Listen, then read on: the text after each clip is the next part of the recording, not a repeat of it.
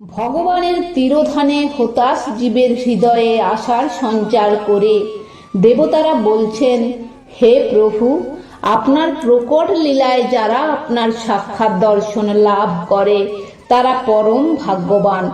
অন্য সময়ে আপনার শ্রীমূর্তি ধ্যান করেই জীবেরা ভবসাগর পার হয়ে যায়। হে সপ্রকাশ, ভক্তের প্রতি আপনার অসীম কৃপা।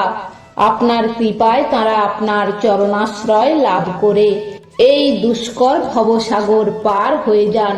বিষয়াসক্ত দিনজনের ওপর আপনার ভক্তের বড় করুণা, তাই তারা বিভিন্ন সম্প্রদায় রূপে আপনার চরণতরী জগতেই রেখে যান। এইভাবে শিষ্য পরম্পরায় ভক্তদের ভব নদীর পারে যাবার উপায় হয়ে থাকে।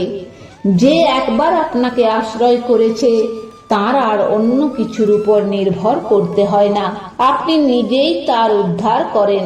হে কমললোচন, যারা আপনার চরণাশ্রয় না করেই দম্ভ ভরে নিজেদের মুক্ত বলে অভিমান করে, আপনার প্রতি ভক্তির অভাবের জন্য তাদের চিত্ত নির্মল হয় না।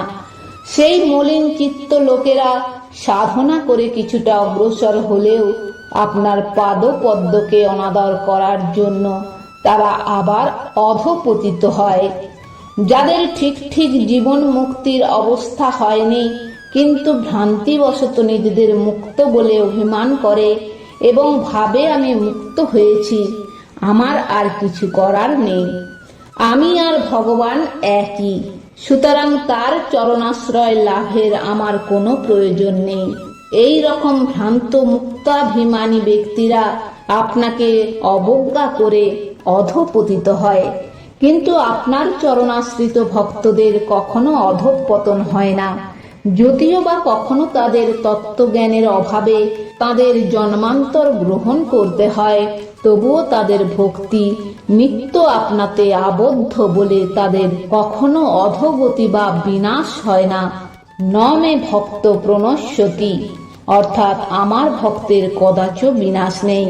সেই জন্য আপনার দ্বারা রক্ষিত হয়ে ভক্তেরা গুরুতর বিঘ্ন সময়ের মধ্যে নির্ভয়ে বিচরণ করে থাকে। জগৎ পালনের জন্য মানুষের মঙ্গলপ্রদ বিশুদ্ধ সত্যময় শরীর আপনি ধারণ করেন। লোকে ওই মূর্তি অবলম্বন করে চতুরাশ্রম ধর্ম পালন করেন।